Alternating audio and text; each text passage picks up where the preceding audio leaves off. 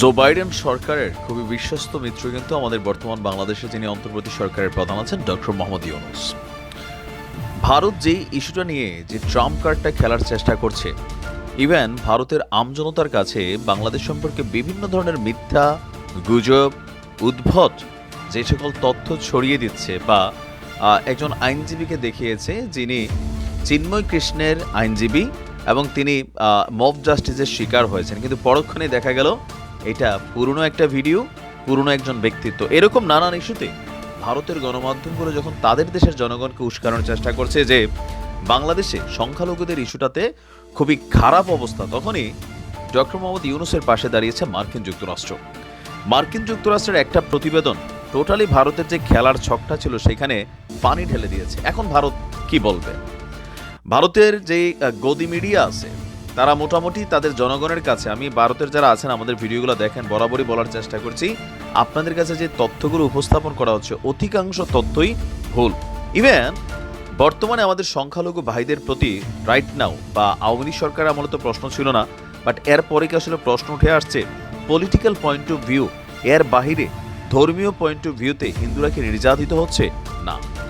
এখন আজকে দেখে আমরা আসলে তথ্যটা কোথা থেকে আসছে। ভয়েস অফ আমেরিকা তারা একটা প্রতিবেদন করেছে যে বর্তমান সরকার যেই সরকার আছে বা ভারত যে সরকারকে নিয়ে নানান ধরনের উত্তাল পরিস্থিতি সৃষ্টি তৈরির চেষ্টা চালাচ্ছে, আপনার নাগরিকদের নিরাপত্তায় অন্তর্বর্তী সরকার আসলে কি ধরনের পদক্ষেপ নিয়েছে। এবার সেটা সংখ্যালঘু সংখ্যাগুরু বিষয়টা না, টোটাল নাগরিক বলতে এখানে বাংলাদেশের 18 কোটি জনগণকেই মেনশন করা হয়েছে। আপনার বাংলাদেশের সব নাগরিকের নিরাপত্তা নিশ্চিতে অন্তর্বর্তীকালীন সরকার বেশ কিছু পদক্ষেপ নিয়েছে, যেগুলা মার্কিন যুক্তরাষ্ট্রের যে প্রতিনিধি দল বাংলাদেশে আসছিল তাদের সাথে কিন্তু এগুলো শেয়ার করেছে। তো এই বিষয়গুলোকে যুক্তরাষ্ট্র স্বাগত জানিয়েছে। মার্কিন স্টেট ডিপার্টমেন্টের একজন মুখপাত্র আজকে এই কথা জানিয়েছেন। আপনার আজকেই এক প্রতিবেদনে এই তথ্য জানিয়েছে সংবাদ মাধ্যম ভয়েস অফ আমেরিকা। বাংলাদেশের সংখ্যালঘুদের নিরাপত্তা দেওয়ার ক্ষেত্রেও অন্তর্বর্তী সরকার আসলে কিভাবে আছে, পাশাপাশি এই মুহূর্তে যে অন্তর্বর্তী সরকারের বিষয়ে যে অভিযোগ উঠেছে বা বাংলাদেশে সংখ্যালঘুদের নিরাপত্তার ইস্যুটাতে বাংলাদেশের অবস্থান কি বা যুক্তরাষ্ট্র কিভাবে দেখছে তা জানতে চেয়েছিল ভয়েস অফ আমেরিকার বাংলা ভার্সনে যারা সাংবাদিকতা করেন। এর জবাবে স্টেট ডিপার্টমেন্ট থেকে পাঠানো এক ইমেইলে বাংলাদেশ সরকারের এই মুহূর্তে ইউনূস সরকারের নেওয়া অব্যাহত পদক্ষেপগুলোতে আপনার পজিটিভলি তারা বলছেন যে এগুলোকে স্বাগত জানানো হয়েছে।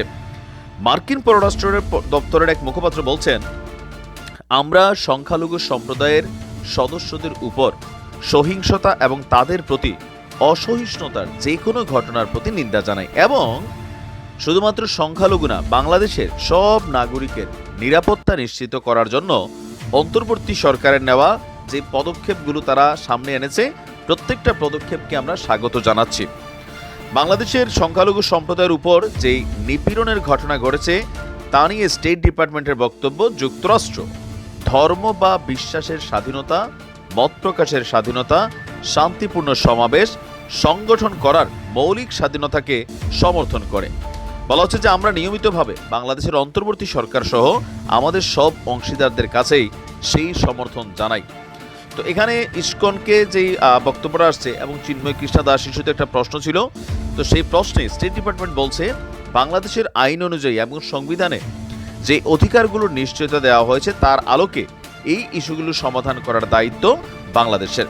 তো এই মুহূর্তে যতটুকু আমাদের সরকারের পক্ষ থেকে মার্কিন যুক্তরাষ্ট্রের সাথে লবিং করা হচ্ছে অথবা কানেক্টিভিটি করা হচ্ছে, সেখানে এই অন্তর্বর্তী সরকার কিভাবে রাষ্ট্র পরিচালনা করছে, জনগণের নিরাপত্তা কিভাবে নিশ্চিত করছে, এই বিষয়গুলো কিন্তু তুলে ধরেছিল।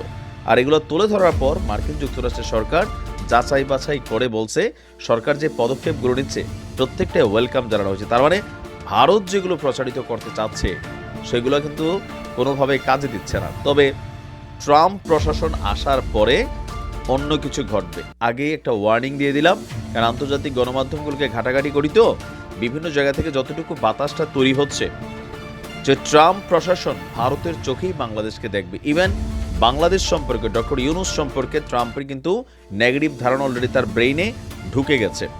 হয়তো তার ক্ষমতা গ্রহণের পর বাইডেন প্রশাসন সরে যাওয়ার পর নতুন কিছু আসতে পারে, এই স্টেট ডিপার্টমেন্টই অন্য কথা বলতে পারে। তো সেটা সময় অপেক্ষা করতে হবে। ভালো থাকুন।